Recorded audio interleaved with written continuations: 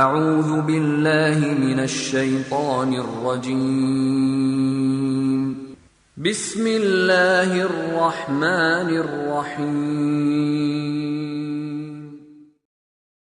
الحمد لله رب العالمين والعاقبة للمتقين ولا عدوان إلا على الظالمين أشهد أن لا إله إلا الله وحده لا شريك له وأشهد أن محمدا عبده ورسوله أما بعد.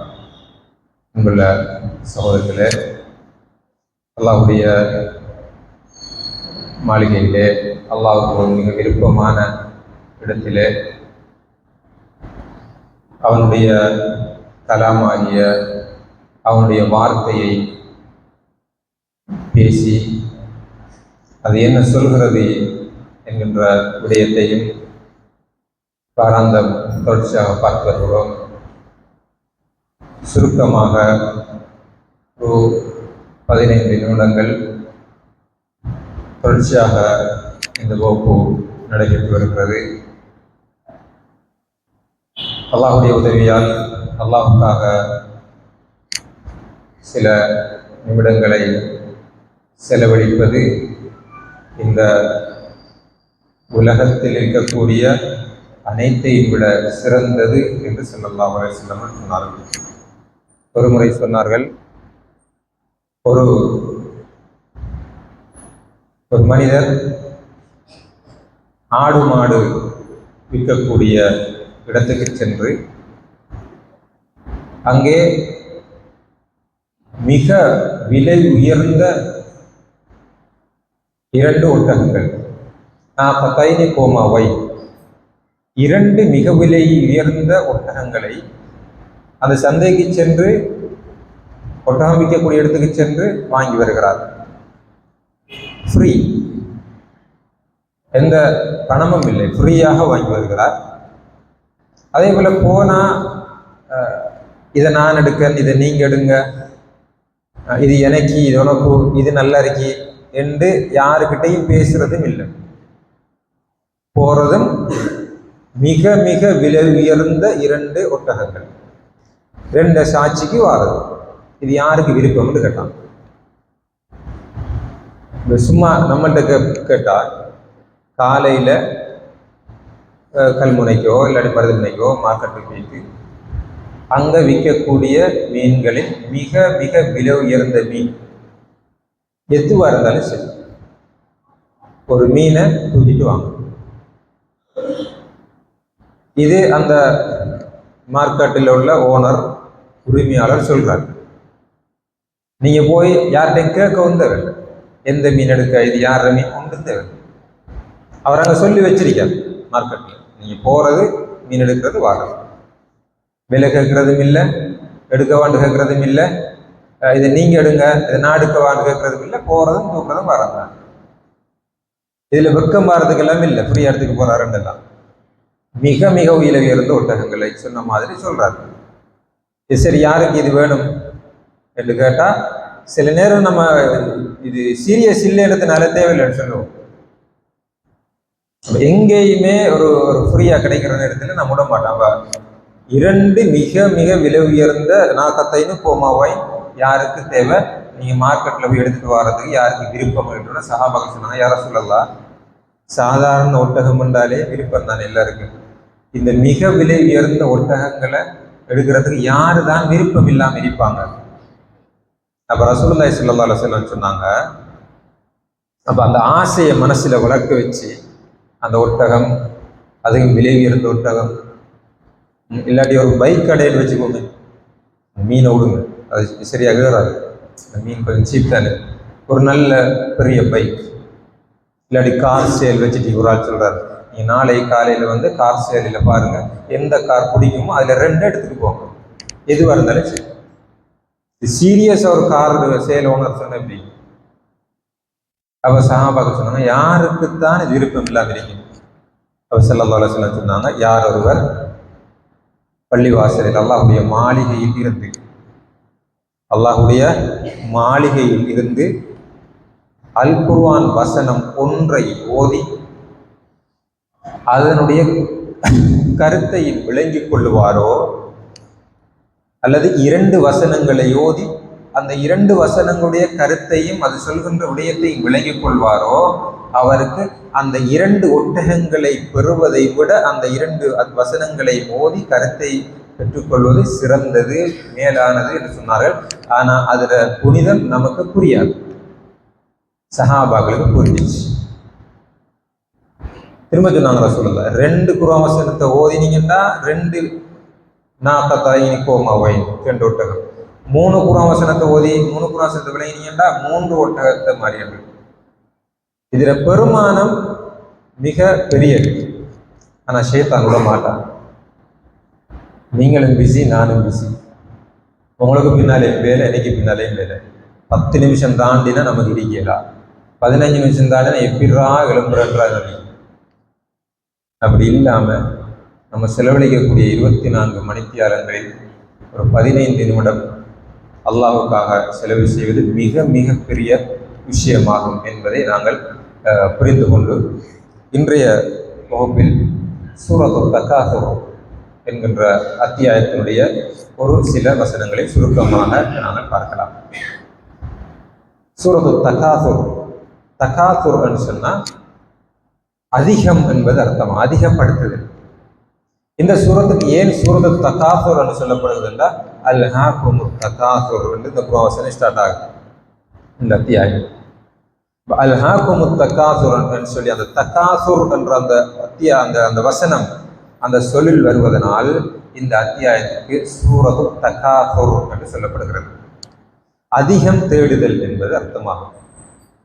அல்லாஹ் ஜல்ல ஷானுஹு தஆலா இந்த வசனத்தில் அல்ஹாகுமுத் தகாசுர், அல்ஹாக்கும், அல்ஹாக்கும் என்றால் உங்களை மறக்க செய்கிறது, ஏதோ ஒன்று உங்களை பிஸி ஆக்குது, உங்களை மறக்க செய்யுது. இப்போ நாம் ஒரு வேலைக்கு போவோம், வேலைக்கு போகிற நேரத்தில் சில நல்ல இன்ட்ரெஸ்டான ஏதாவது ஒன்றை கண்டா, ஏதாவது ஒரு மெச்ச ஒன்று நடக்குது, ஒரு இடத்த போகிறோம் ஒரு தேவைக்கு, ஏதாவது நல்ல இன்ட்ரெஸ்டான ஒன்றை கண்டா அதில் நம்ம அப்படியே அதில் பக்கம் வைத்துருவோம், வந்த வேலையை மறந்துடுவோம். அது நிறைய நடக்கிற எல்லாருக்கும். வந்த வேலையை விட்டு போட்டு நாம் அந்த வேலையை பார்த்துட்டு இருக்கோம், நல்ல இன்ட்ரெஸ்ட் இருக்கும். ஒரு இடத்த ஏதாவது போகும், நல்ல ஒரு சாப்பாடு இருக்கும், நல்ல ஒரு பழக்கம் வச்சிருப்பாங்க, வந்த வேலையை மறந்துட்டு அதில் பிஸி ஆகிடும். இப்படி அல்லாஹ் சொல்றான், அல்ஹாக்கும், உங்களை ஏதோ ஒன்று இப்படி பிஸி ஆக்குது. இப்போ நம்ம எல்லாருமே பிஸி, நம்ம எல்லாருமே வேலையோட தான் இருக்கிறோம், டைம் இல்லை ஒருத்தருக்கு. இப்போ இதில் ஒரு 15 நிமிஷம் இருக்கிறதுக்கு நம்மளுக்கு டைம் இல்லை, கடும் கஷ்டப்பட்டு தான் இருக்கணும். அல்லாஹ்வுக்காக இந்த கடும் போராட்டத்தோடு தான் நம்ம இருக்கணும். இப்படி உங்களை பிஸி ஆக்கிட்டு எல்லாத்துலேயும் பிஸி, ஒன்றும் செய்யறதுக்கு டைம் இல்லை. இந்த டைம் இல்லாமல் அல்லாஹ் ஜல்ல ஷானுஹு தஆலா நம்மளை சும்மா படைக்கல. அஃபஹஸிப்தும் அன்னமா ஹலக்னாகும் அபஸா, அல்லாஹ் கேட்குறான், நீங்கள் நினைச்சிட்டு இருக்கிறீங்க உங்களை சும்மா அப்படி படைச்சு விட்டுருக்கீங்க, அப்படி கொஞ்சம் நாளைக்கு வாழ்ந்து மௌத்தாகி போனால் சரி என்று நீங்கள் நினைச்சிட்டு இருக்கிறீங்களா? அப்படி இல்லை. நம்மளுக்கு ஒரு டார்கெட் இருக்கு, நம்ம போய் அடைய வேண்டிய ஒரு இடம் இருக்கு. நம்ம ஒரு காசை கொடுத்து ஒரு பிள்ளைகிட்ட, ஒரு மகனுக்கிட்ட கடைக்கு போய் வா அவசரமா இந்த ஒரு அங்கர் வாங்கிக்கு வந்து அனுப்புகிறோம். அவன் கடைக்கு போகிறான், அவனோட டார்கெட் வந்து கடைக்கு போடணும். நம்ம அனுப்பினதே அவனை அதுக்காக தான். போனால் அரை மணித்தியாலும் 3/4 மணி நேரம் காணவே இல்லை. போனால் கடைக்குள்ள ஒரு மெச்சோண்டு போதுமா, அதுக்கு நீங்கள் நல்ல இன்ட்ரெஸ்ட் அப்படி சாமானையும் வாங்கிட்டான். இந்த ஓவரை முடிச்சுட்டு போகும், இன்னும் 2 ஓவர் தான் இருக்கு, மெச்சு முடிய போகுது ரெண்டு, அதை பார்த்து கேணிக்கிறான், இதை மறந்துட்டான். நமக்கு எவ்வளோ ஓவம் வரும். திரும்ப கடைக்கு போகிறோம் நாம, இவன் மெச்சு பார்த்துக்கிறேன்டா ஒரு அரை அரைஞ்சு தான் கூட்டி கேட்போம், அவ்வளோ கோவம் வரும். என்னத்துக்கடா ஒன்று அனுப்பினா நீ என்ன செஞ்சுட்டீங்க? அப்போ அந்த மெச் மார்க்ன்றது அவனை பிஸி ஆகிடுச்சு, வந்த வேலையை மறக்கடைக்கு செஞ்சிச்சு. இதே மாதிரி அல்லாஹ் சொல்றான், நான் உங்களை படைச்சது என்னை வணங்குவதற்காக, இதுதான் உங்களை படைச்சிருக்கேன். ஆனா நீங்க அதை விட்டு போட்டு வேற இடத்துலயோ பிஸியா இருக்கிறீங்க. அந்த கடைக்கு அனுப்பின போடிய பிஸியாக்கியது அந்த மெச் மாதிரி அல்லாஹை வணங்குவதற்காக படைக்கப்பட்ட நம்மளை ஏதோ ஒன்று பிஸி ஆக்கிட்டு கவனமாக இருங்கன்னு சொல்லிட்டு அல்லாஹ் சொல்றான். அது எது தெரியுமா? அவனை மெச் அவனை பிஸி ஆக்கிச்சே, வந்த வேலையை மறக்க செஞ்சிச்சே, அதே மாதிரி உங்களை மறக்க செய்யறது அத்தகாசுர். இந்த தகாசுர்ன்றதை உங்களை மறக்க வைக்க செய்யும், உங்களை பிஸியாக வந்த வேலையை செய்ய விடுவதில்லை. அத்தகாசுரண்டா அதிகம் இருக்க வேண்டும் என்று நினைக்கிறது. அது அதிகம் சொத்துக்கள் இருக்கணும்னு நினைச்சாலும் சரி, அதிகம் பொருளாதாரம் அல்லது பெரிய ஜொப்போடு இருக்கணும்னு நினைச்சாலும் சரி, இந்த அதிகம் என்றதுதான். இப்ப நாம யாருமே அவனோட இன்னைக்கு கூட இருக்கணும், அவனோட இன்னைக்கு கூட புள்ளரிக்கணும், அவனோட கூட நான் உழைக்கணும் என்று வாயில சொல்றதும் இல்லை, பெருசா நினைக்கிறதும் இல்லை. ஆனா நாம் என்ன நினைக்கிறோம்னு சொன்னா, இப்ப பெரும்பாலும் எல்லாரும் கார் வாங்குறாங்க. நம்மளுக்கு கார் வாங்கணும் ஒரு ஆசை மனசுல வருது. இந்த ஆசை தான் இதனுடைய அடிப்படை. இந்த ஆசை டெவலப் ஆகி நம்மளை பிஸியாகும். வாங்க சொல்லும் எல்லாருக்குமே தெரியும், தொழுகை வாஜிப். தொழுகை ஒரு முஃமின் மீது நேரம் குறிப்பிடப்பட்ட கடமை என்று தெரியும். நாளை மறுமையில முதலாவது கேட்கப்படக்கூடிய கேள்வி தொழுகைதான் என்று தெரியும். தொழாதவர்கள் சஃபர் என்ற நரகத்தில் இருப்பார்கள் என்று தெரியும். தொழாதவர்கள் ஹாமானோடும் ஃபிரௌனோடும் இருப்பார்கள் என்று தெரியும். ஆனா ஒரு முஸ்லிம் வாங்க சொல்லுது, இகாமத் சொல்லுது, தொழுவிக்கிறாங்க, ஆனா கடையில பிஸியா இருக்காரு. அப்ப பாருங்க, அந்த பிஸி தான் அவரை தொலை விடுவதில்லை. இந்த பிஸி தான் பயான் கேட்க விடுவதில்லை. என்ன பிஸி? கொஞ்சம் உழைக்கணும், இதுல கொஞ்சம் அதிகம் அறிக்கணும், இதை கொஞ்சம் தேடிக்கணும், இதை கொஞ்சம் முடிச்சுக்கணும், இந்த பிஸி தான். எனவே அதுல குறிப்பாக பொருளாதாரம், இந்த பொருளாதாரத்தை இந்த உழைச்சுக்கணும். இந்த டைமுக்குள்ள கடையை முடித்து வந்தா அல்லது இந்த டைமுக்கு போனோம்னா நம்மளோட விஷயம் முடியாது, அல்ல இந்த லாபம் வராது என்ற ஒரு உணர்வு தான் இது. நாம உணர்கையில் ஷைத்தான் அதை மனசில் அப்படிதான் வச்சுட்டு இருக்கிறான், நாம் அதை ஃபீல் பண்ண மாட்டோம். எனவே கண்ணியத்துக்குரிய சகோதரர்களே, அல்ஹாக்குமுத் தகாசுர், இந்த தகாசுர்ன்றது நிறைய இருக்கணும் என்று நினைக்கிறது தான் உங்களுக்கு பிரச்சனையாக வச்சுட்டு. ரசூலுல்லாஹி ஸல்லல்லாஹு அலைஹி வஸல்லம் சொன்னாங்க, யகூலு இப்னு ஆதம் மாலி மாலி, ஆதமுடைய மகன் நம்ம உழைக்கணும், தொழாட்டி பிரச்சனை இல்லை, புறவுகள் எல்லாம் அபத் இபாதத்தை பின்னுக்காக்கிறோம், தொழுகையை பின்னுக்காக்கிறோம், அதை விட்டுட்டு வரையலாம். இப்படி பணம் என்று சொல்லி பொருளாதாரம் என்று சொல்லி நம்ம சொல்லாட்டியும் சொல்ற மாதிரி நடந்துக்கிறான். என்னுடைய பொருளாதாரம், என் பேங்க், என் பேலன்ஸ், எனக்கு தெரிஞ்ச அமௌண்ட், இப்படித்தான் சொல்லிக்கிறான்.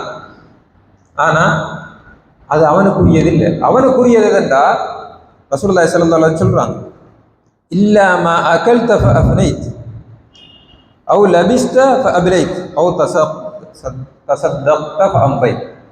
நீ சாப்பிட்டதும் நீ உடுத்ததும் நீ செய்த தர்மம் தான் உனக்கு.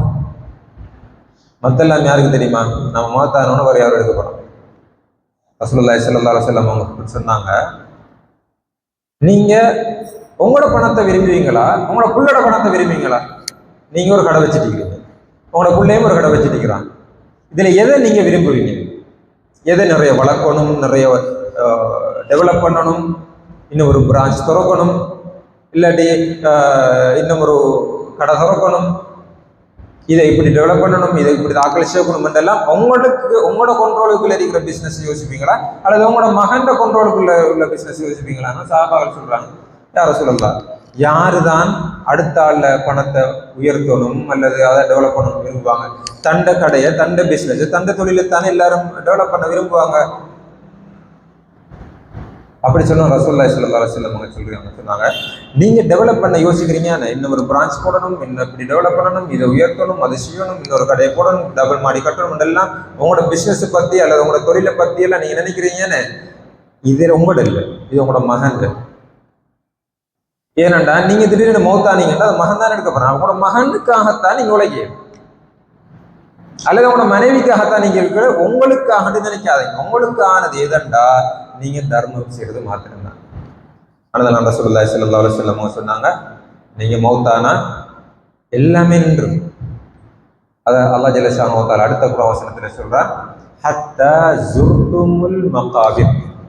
எது வரைக்கும் தெரியுமா? நீங்க ஓடுறதும், தொலை வராம கடை திறந்துட்டு இருக்கிறதும், அல்லது தொலை வராம பிசினஸ் பண்றதும், தொலை வராம ஜாப் செய்யறதும், நோம்பு ஓடிக்காம வேலைக்கு போறதும், ஹராம் ஹலால் பார்க்காம உழைக்கிறதும், இதெல்லாம் எது வரைக்கும் தெரியுமா?